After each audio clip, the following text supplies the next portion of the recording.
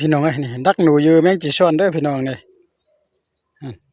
แมงจีซ่อนพี่น้องเอ้ย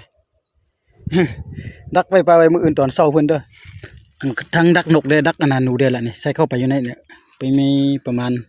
4-5-6หลังพี่น้องเอ้ยขออนุญาตใส่ไปก่อนเยอะแมงจีซ่อนเฮาใส่อยู่นี่ก็บ่ฮู้ว่ามันจะเข้าบ่ก็ลองเบิ่งเนาะนี่ใส่ไปแล้วแต่ผูกเชือกก่อนเด้อพี่น้องบ่ได้เอาขาตั้งกล้องมาพี่น้องโอ้สุดยอดเลยขาตั้งกล้องก็บ่ได้เอามามีหยังก็ลืมหมดมีแต่หลังเดียวนี้น่าจะใส่ให้เบิ่งนะพี่น้องเอาขาตั้งกล้องมาแล้วก็ทั้งใส่นกและใส่หนูได้เลยนี่ๆไปหั่นพี่น้องแต่ว่าจะมีหมดมาตอมบ่มีหยังบ่ตัวเช้าๆจังเบาจันจะออกมายามเอาเด้อพี่น้องเด้ออันนี้เนี่ยแม่นกับนกเด้อแต่ว่าใส่เอาหนูนี่นี่บ่คันใส่นกก็บ่ถึกดอกแบบนี้น่ะเนาะเอาท้ายแต่หลังเดียวเนี่ยแล้วก็มื้อตอนเช้าจังมาพอกับเบาจันเลยพี่น้องนะพี่น้องอันนี้กับนี่กับนกมาใส่ทั้งนกใส่ทั้งอันหนูเด้อนี่ถึกแล้วตัวนี้นะพี่น้องนั่นถึกแล้วได้มานแล้วพี่น้องมื้อตอนเช้าจึงจะไม่ยาม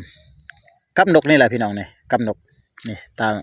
เยอะออกแล้วพี่น้องแต่ว่าใส่นกแล้วมันค่ำแล้วจะปะไว้แล้วเป็นมื้ออื่นเช้าจึงจะไม่ยามนกก็คือว่ายามหนูยามนกก็คือว่ายามนกล่ะพี่น้อง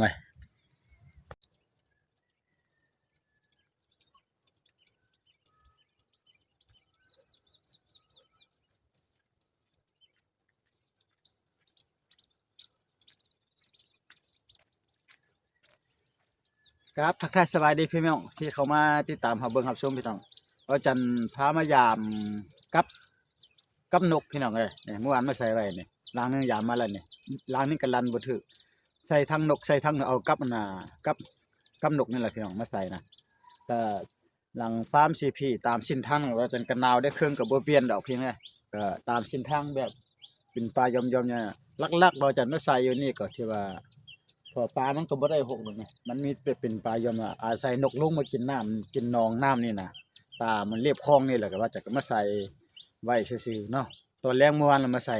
ใส่หนูแดใส่นกแดก็มื้อนี้ตอนเช้านี่จะพาพี่น้องพยายามเลยไปเบิ่งน้ำกับว่าจันเด้อจักสิถึกหนูสิถึกนกเบิ่งน้ำกันเนาะหลังแรกก็ยามมาแล้วประมาณไปเป็นก่อนจะไปรับชมก็ขอฝากกำลังใจเด้อพี่น้องเด้อไปเบิ่งน้ำกันพี่น้องนี่บรรยากาศเนาะก่อนจะพาก็นี่ตัวนี้จะเป็นทั้งซีพีเนาะพี่น้องเนาะมันจะเป็นปลาโฮกกับนกก็หลายแล้วนกหันบินมาแล้วมากินของนี่มันจะมีเป็นแบบนี้นะพี่น้องน้ำก็แห้งหลายแล้วเนาะนี่มาอยู่ตามป่ายอมแบบนี้แหละเราจะก็ใส่ตามเล็บเข้มของเข้มน้ำนี่ไปพี่น้องไปเบิ้งใส่กลับไว้18หลังเด้อทั้งหมดนะโอ้มันยังวะพี่น้องโอ้ยถึกหนูซิงพี่น้องส่วนหลายใส่นี่มักถึกหนูซิงเด่นนี่เห็นบ่นี่พอใส่ปะไว้กลางคืนเด่นหนูซิงเนี่ยถึกดีขนาดพี่น้องโบราณซ้ำผิดรันละพี่น้องถึกหนูซิงล้างซองก็ถึกหนูซิงแล้วนี่โบราณซ้ำนี่ยังอยู่ล้างที่3โบราณแต่ว่าเยอะหมดกินนะพี่น้องจะมันนกจะมันหนูก็บ่ฮู้ล่ะอย่าพูดยามไปตามเส้นทางนี่แหละนี่ก็มี2หลังละโอ้หลังนี่ยังโบราณพี่น้องนี่ใส่ในหุ่มนี่นะส่วนหลายนกกดได้มักมาอยู่นะ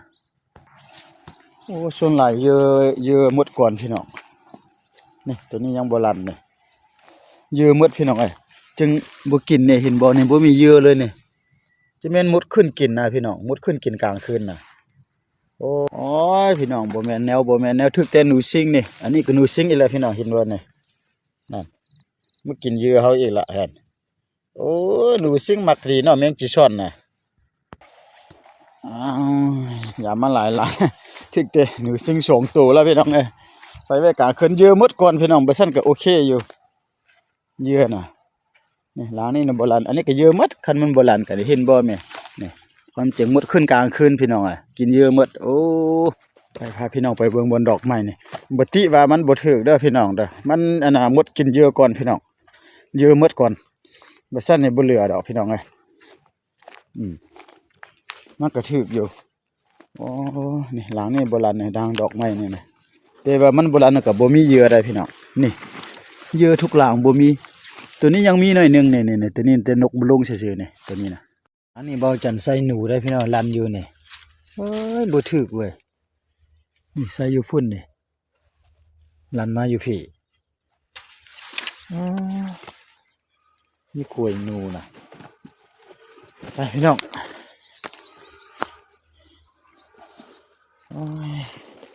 สิหมดละสิหมดฮะกลับก่อนบ่นี่ใส่หนูเด้อลันบ่นี่โบราณเลยพี่น้องเยอะหมดน่ะขั้นเยอะบ่หมดก็มีลันอยู่พี่น้องเยอะหมดก่อนอ๋อหลานนี่ก็บ่ถือพี่น้องเยอะหมดต้องได้เอาเข้ามาใส่ก่อนเด้ออาจารย์จะเอาเข้ามาใส่เด้อพี่น้องนี่ลันตับอยู่หั่นอู้นี่หนูท้องขาวพี่น้องเอ้ยนี่ถึกกับหนูถึกกับนกลันอยู่เลยนี่แกว่าฮักหนูท้องขาวเห็นบ่นี่นี่นอนตายเองแรงอยู่นี่ล่ะนั่นพี่น้องก็เป็นหนูท้องขาวนะหนูพุกก็ยังมีอยู่นี่หนูท้องขาวมาละกินเยื่อนะจิช่อนนี่นี่พี่น้องไงมาหนูท้องขาวตัวหนึ่งเก็บก่อนมาหนูพุกยังมีหนูพุกด้วยพี่น้องเนี่ยเบิ่งแม่ควายเห็นบ่เนี่ยนี่พี่น้องควายหนูพุกได้นี่นานนี่น้องเลยแต่ว่าหนูท้องขาวออกก่อนต้องได้เอาเยื่อเข้ามายังมาใส่พี่น้องเอากับนกเขาหมันหนูละบาทนี่นะหมันหนูท้องขาวแล้ว